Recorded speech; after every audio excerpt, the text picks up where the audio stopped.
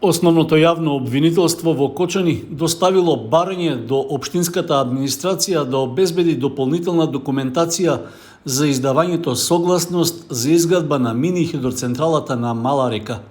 Од локалната самоуправа на Кочани информираа дека веќе почнало прибирањето на податоците и се очекува по нивното комплетирање тие да бидат доставени до обвинителот во законски предвидениот рок. Добивме акт од страна на обвинителството, односно на основното обвинителство, каде што барат информации за текот околу издавањето на одобрението, односно целокупната документација. Ние како локална самоуправа, транспарентно и одговорно отчетно раководство, она што го направивме на последната седница на Советот, веќе информиравме за целокупниот тек на работите.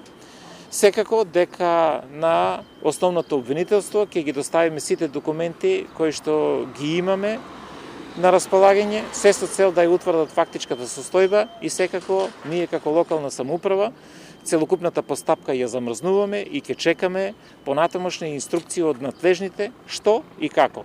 По добивањето на инструкциите, локалната самоуправа во целост како и досега ќе ги следи законските прописи и секако упатствата што ќе ги добиеме од надлежните институции. Градоначалникот Илиев додаде дека за локалната самоуправа секоја граѓанска иницијатива што е во согласност со законските прописи е прифатлива.